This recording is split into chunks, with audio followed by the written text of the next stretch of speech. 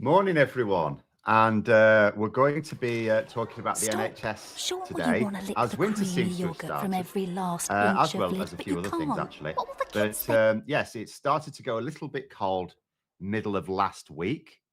And now, well, where I am anyway, it is actually properly cold. I've already been struggling to get out of bed in the morning just because of the effects of having COVID a few weeks ago, and now it's like way worse.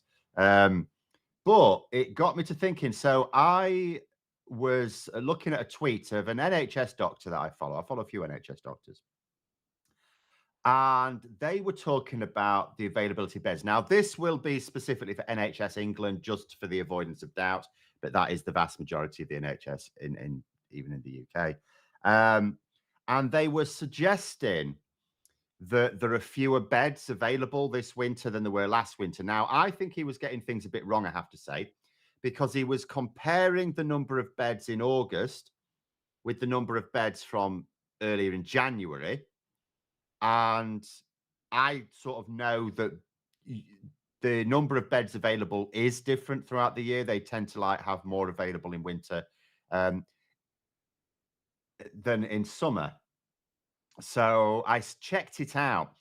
And actually, there is something funny going on with NHS bed numbers. And I'm going to go over budgeting as well and compare with Labour. Now, here's the thing. I found an NHS England update document from this month. It's right up to date on the state of the NHS England for this winter. And in this document, it said there should be over 99,000 beds available this winter. That is general and acute. That's all the beds available. And I thought to myself, well, that's a little odd. So I checked back. Now, earlier on, like over summer, Rishi Sunak had promised extra beds this winter. He said 900 extra NHS beds, as if that's a big deal. Because bear in mind, it's a little bit like the issue of police figures. The Tories since 2010 have cut the number of NHS beds by 12,000. So when you get a Tory Prime Minister going, I'm going to provide an extra 900 beds, you can give me a round of applause later. Thank you very much. You start to think, well, hang on a minute, where's the other 11,000 odd, right? And also the population's grown since then. So actually, we need a lot more than that. But then I looked and I thought, is he making 900 beds available extra? Because NHS England say that this winter, and they've done this 2 months after his announcement. He announced this in August. This report is from this month. It's very recent. And they said, oh, there should be more than 99,000 beds available. But last winter, there were over 100,000 beds available. So by saying there should be over 99,000, they're actually saying there'll be 1,000 beds less, fewer, sorry, naughty, 1,000 beds fewer than last year. But Sunak's saying an extra 900 beds. So what's he comparing it to? So that's a bit dodgy. Then I start to think to myself, right, let's have a look at this situation now. Because I do this every now and then. I haven't recently checked out the funding situation, right? NHS funding. Because straight away I'm thinking to myself, if the NHS funding for and remember, it doesn't go in calendar years, it goes in like tax years. So we'll be comparing the funding year we're in at the moment is 23-24 from April 2023 to April or to the end of March, well, early April 2024. And the previous one will be 22-23.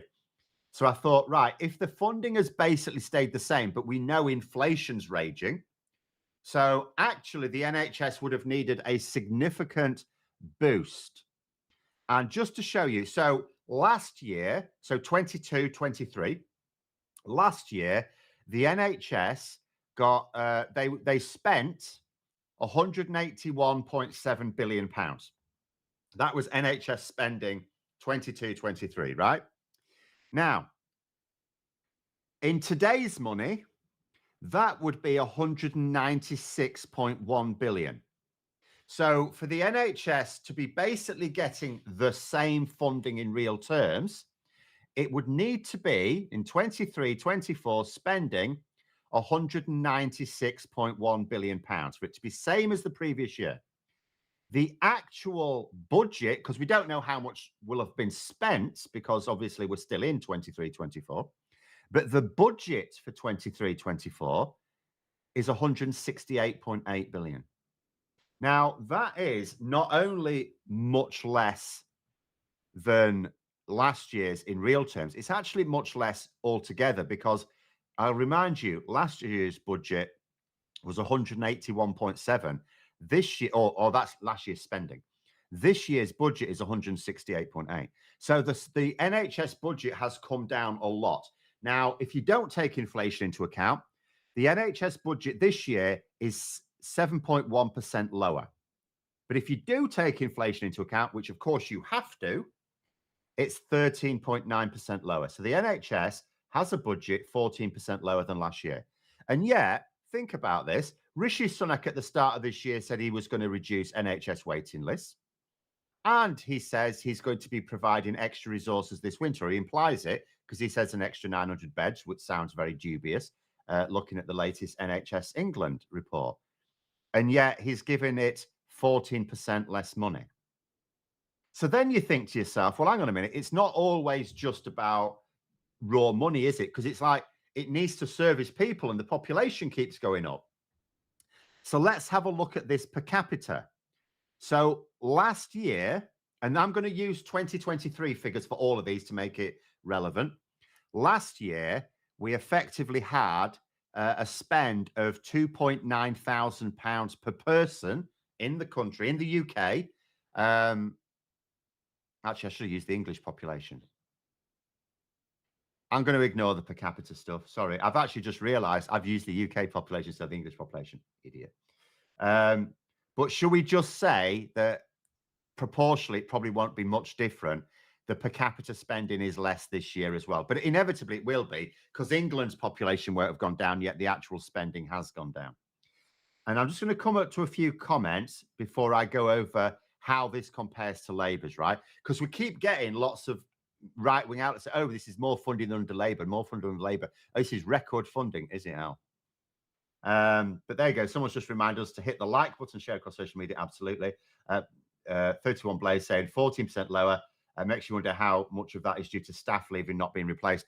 Well, they keep telling us that we've got more nurses and doctors than we had last year. Bear in mind, though, that still represents massive shortages, because there were the relative numbers of doctors and nurses collapsed when the Tories came in, particularly when I will say, to be fair to the Lib Dems, the major collapse, if you look at it, happened after 2015 when they were in power on their own.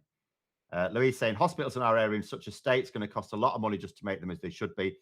Tories to blend them dry. Well, yeah, I mean, there's some hospitals literally crumbling. And what that means, of course, is there are some operating theatres that can't be used because they're not safe. You know, there are people in wards where there's metal struts holding the ceiling up, including in Liz Truss's own constituency.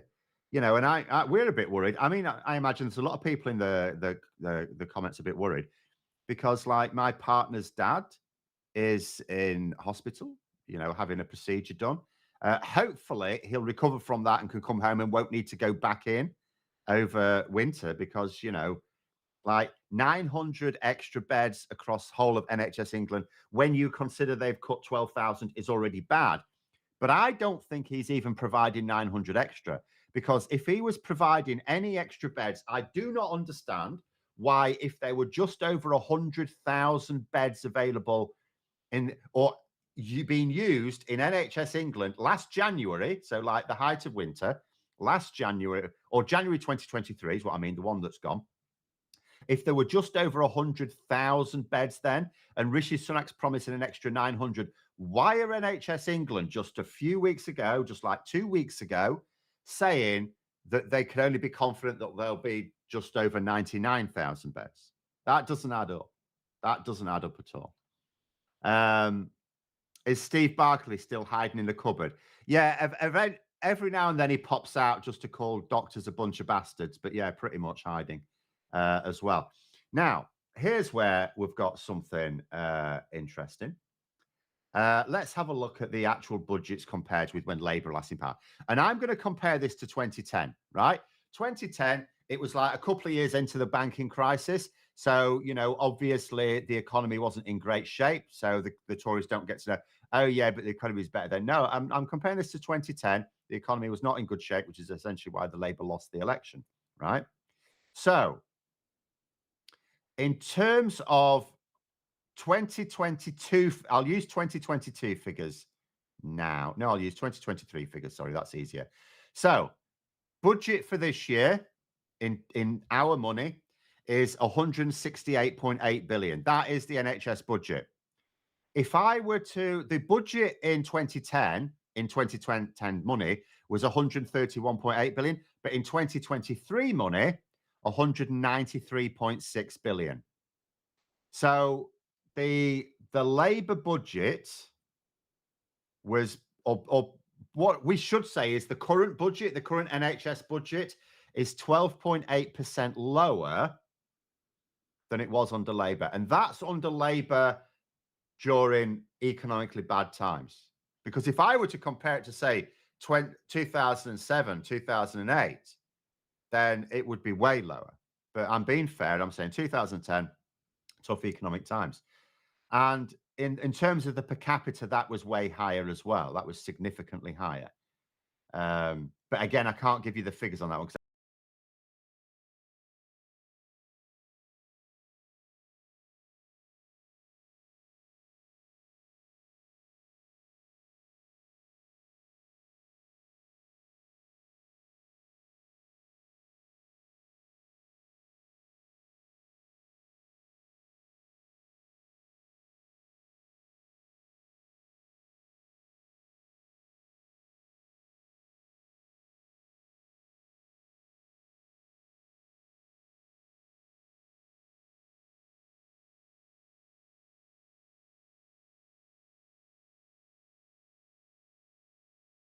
Make everyone understaffed a little rather than one ward being understaffed catastrophically. Yeah. Well, this is the other problem, isn't it? We keep hearing about, like, so one of the problems, because it's all right, the government, when they say, I always try and pay attention to the number of nurses actively working in the NHS or doctors or anything like that, because if the government say, oh, we've recruited this many extra nurses, how many have stayed? Because we have record numbers leaving as well. It's not just because of retirements or just, you always get some who'll leave maybe to go and work in Australia or something where there's more money. And then come back when they realize that actually everything that moves has 8 legs and will kill you in a second. But there's just record numbers leaving. And we keep being told by people working on these wards, the problem is that you have a team, you have a nursing team, right? And it's managing, and then someone leaves and then they can't replace them. So then everyone's working a little bit harder, and then someone else leaves. And what happens is that you get under so much stress that you cause more people to leave, but you can't replace them. We're not replacing them or we're not replacing them at the same rate as they're leaving. So then you've got overworked nurses who are more likely to quit the service just because it's too much. And we're not talking about someone working for a retail company where it's like, look, I can do my best for you, but at the end of the day, I can only get so much done. And then it's the retailer that will suffer. They'll suffer if they haven't got enough staff. Whereas nurses, doctors, and so on, they're looking after people. They're looking after people. And if they don't feel that they're giving those people the best care they can, that's actually quite bad for their mental health. So they end up disappearing. English doctors working everywhere except England. Well, it's low. In fact, if I can look it up, hold on, I'm going to look it up. Because the pay in Ireland, for example, obviously we can't now just randomly go and work around Europe because the Brexiteers took our rights away. But we can go and work in Ireland. We don't have any messy application processes there. People from Britain can go and work in Ireland. People from Ireland can come and work in Britain. That's not a problem. We've still got a sort of freedom of movement there. And the pay is like way higher. The starting salary, I mean, it'll come as no surprise, by the way, starting salaries for things like nurses, teachers, and all sorts is also, if you look inside the UK, lower in England than it is in like Wales and Scotland, for example. I may need to look up specifically England if I can find this. Um, and then I'm going to look for it, Ireland as well. But it may not be as easy. Let's say doctor in Ireland, because I was looking. There were, Ireland actively advertising. Oh, I'd have to convert between euros and pounds, wouldn't I? But it's like much higher. Let's have a look here. I'll do euros to pounds because I'm just saying in Ireland, starting salary for a doctor is at just under 62,000 euros. 61898. So that's like, that's like 53.6 thousand pounds.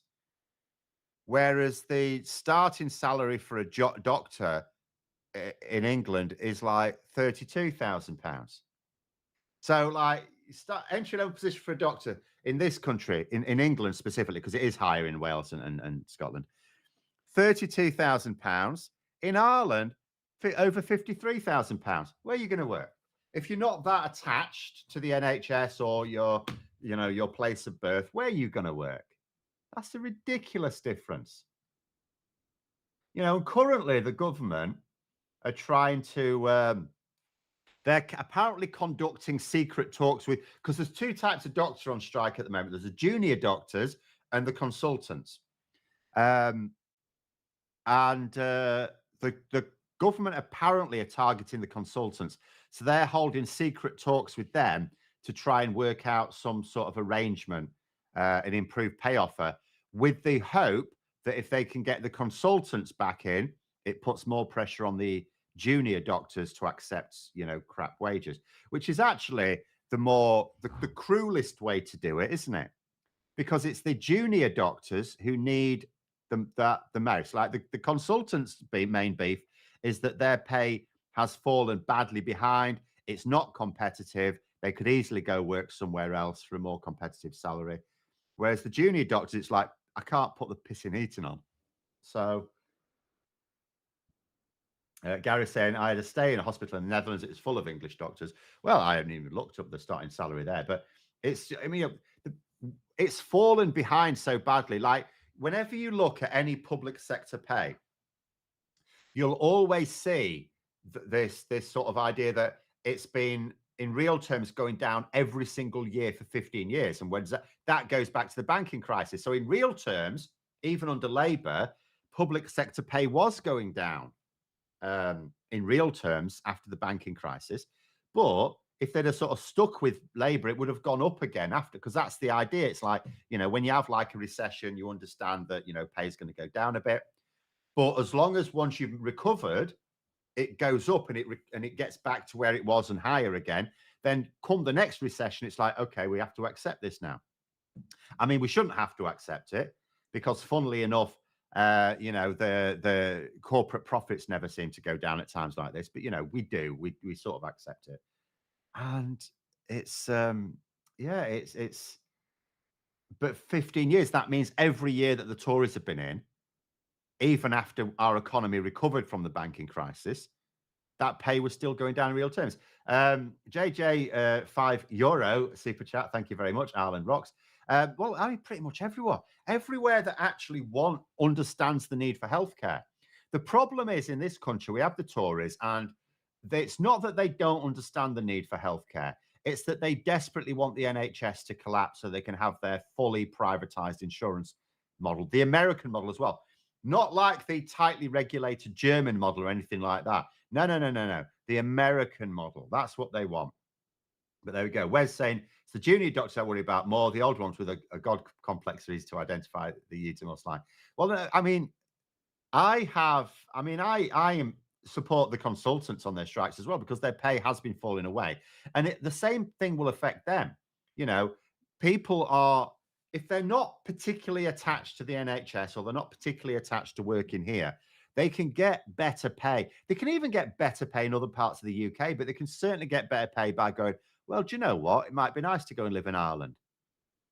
Bit more chilled out, better pay, not short-staffed, because that's the other thing. Consultants are like under pressure as well. There was someone, an NHS doctor, actually a campaigner, Rachel Clark, posted like a letter to some newspaper, the Times or something like that, I don't know, where there was an article where they were saying, oh, consultants asking for more money. They get money that most of us could only dream of. And it's like, well, that's bollocks for a start, because the people writing those articles get more than many NHS consultants, I bet.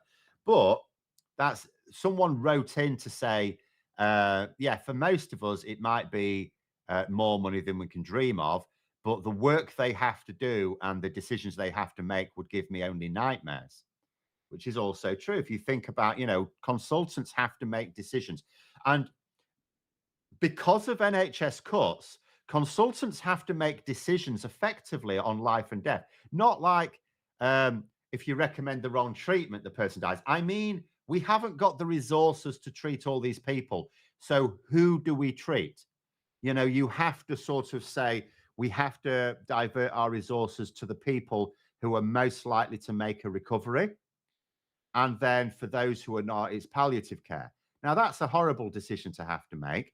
And those sort of decisions will always have to be made to a certain extent, I suppose. But they should be made based on how likely the treatment is to succeed, not we can only afford to treat so many people, so which people get it. And those are the decisions that consultants have to make. So, yeah. Everyone should be demanding a general election. Well, there is a petition for just this thing. Unfortunately, it seems to have stalled at about 160,000, which is still quite a lot when Rishi Sunak said nobody in the country wanted a general election right now. Well, there's 260,000 odd have signed a petition to say, actually, yeah, we'd like one. Thank you very much. Find it. General election petition. Off chance that some people here haven't signed it. Obviously, you have to be based in the UK, otherwise it doesn't work. But yeah, 262,848 signatures. So at the and that will go for a debate. A debate now will be set. The date hasn't been set for that debate yet, but it is going to get one. So that will mean, at the very least, there won't be very many Conservative MPs at that debate. I will tell you that. There might be a few awkward ones. And presumably there's going to have to be a member of the government there to lead the debate. But I think there'll be a few depends when they stick it. There won't be loads. It won't be full or anything. But I think there'll be a few opposition MPs want to say. It'll be one of those things where they come in and out. So the chamber won't look full, but there'll be lots of opposition MPs coming in, having their say and buggering off back to the tea rooms. So there'll be plenty said. And yes, I think Rishi Sunak's quote will come back up where he said, nobody wants a general election right now. That's what he said. He didn't say it's not what the public want. He didn't say, oh, most people don't want one. He said, nobody wants one. Okay. How long can the government stall the debate over the petition? The government, no, they won't really stall it. I don't know exactly how it works. Like there are lots of petitions, and as soon as they get to 100,000, there will be a debate. So it'll be for the House of Commons. It'll be between the Speaker. I don't know who makes the decision, but they won't be able to delay it as such. The Speaker will be saying this. I think it could easily just be the Speaker that says, right, you need to pump someone up for this. But I don't mind, because if it's another few weeks, I mean, we're not going to get a general election. It doesn't go. It's just an embarrassing debate for the government to hold,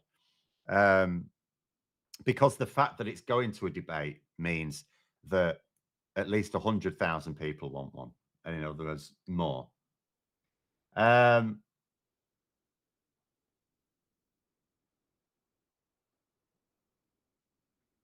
there we go. Peter Bone often turns up for those sort of things. Hang on, sorry, I've got something flashing up here. Peter Bone often turns up at those sorts of debates to make a nuisance of himself, but he might have been thrown out by then. Well, yes. So I don't know. So what has to happen with the Peter Bone situation now is he has to. The standards, first of all, the standards committee have to review it, because it's not the standards committee that has reviewed it. It's a different panel. So they are the only ones who can recommend suspensions. So they'll have to review it. and they'll have to decide if they agree with the findings and if they agree with the recommended sentence. Well, it is sort of a sentence for an MP. Suspension, sorry. So at the moment, the recommendation is 6 weeks. So the Standards Committee will go through it. Do we think that this is robust? Which they will. Then they'll think, do we think 6 weeks is appropriate? They may or may not, but it's very likely to still be the more than 10 days. Then they will make their recommendation to the House of Commons. Then MPs will vote on it. Again, MPs aren't going to vote to save Peter Bone's arse because, it bit them on the arse when they tried to save Owen Paterson, and that was for just simple corruption. Can you imagine trying to vote to protect a proper sleaze monster? So no, Peter Bone will then be gone. But yeah, I don't know how soon that will happen. It may well be that Peter Bone is definitely gone. And even if not, he may be keeping a bit quiet anyway. You say there will be an empty chamber, not a debate like we would think. No, it won't be an empty chamber. The opposition want the general election. Certainly Labour and the Lib Dems want the general election. Absolutely. They're both going to be making significant gains. But there we go. Right, just have a look there.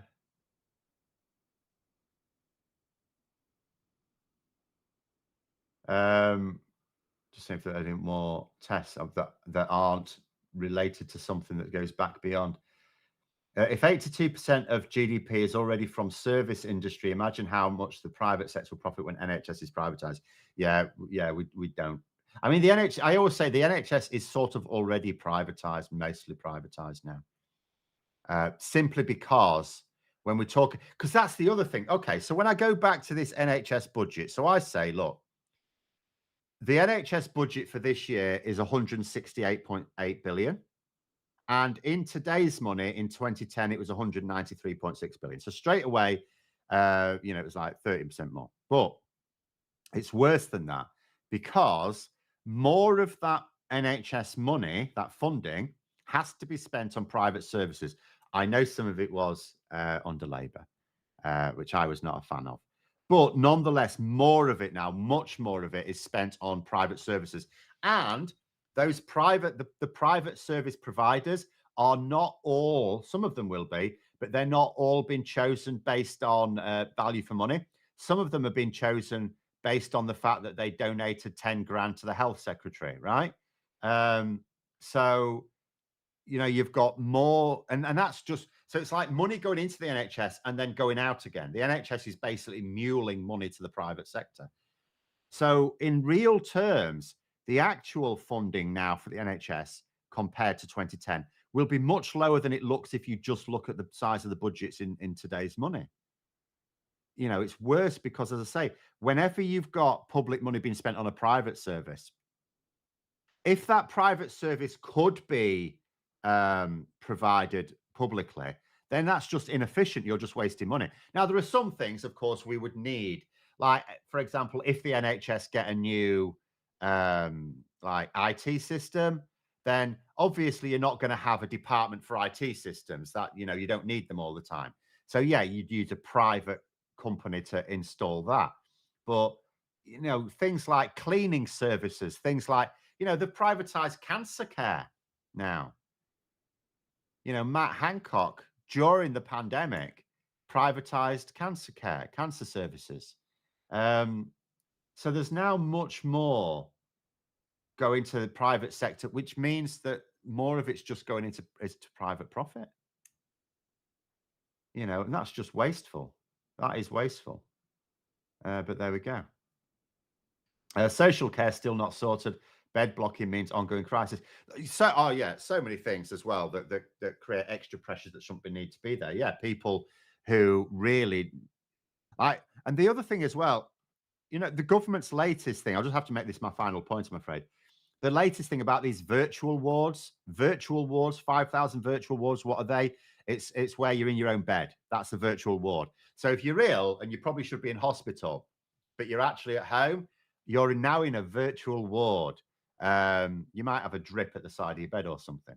Now, I don't want to ridicule it too much because, something like that if you don't absolutely need to be in hospital, you can say, yeah, okay, efficient use of resources. I'm not, but it's not a substitute for the people who do need to be in hospital, who should be in hospital.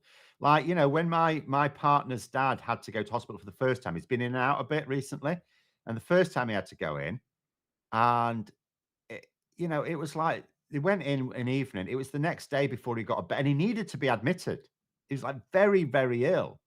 He needed to be admitted, and there was no bed. It took like something like 15, 16 hours for there to become a bed available when it was immediately obvious he needed a bed. But there we go.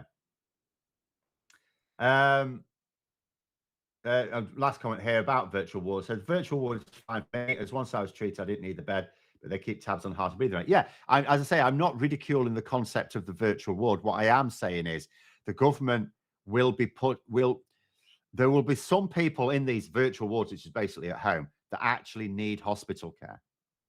That is my issue. They're presenting this as like, oh, this is going to help solve our problems. It's like, yeah, for some people, yeah. But for others, it's like, no, it's like the opposite problem we had with COVID, where there were people in hospital and they moved them to care homes without first making sure they had a negative COVID test, just to clear the beds so that they didn't look like the NHS was collapsing with the sudden influx. But there it is. But there we go. Grim outlook for the NHS this winter again. Thanks very much for coming on, everyone. Don't forget to click the like button and subscribe to the channel, of course. And until next time, I'll see you later.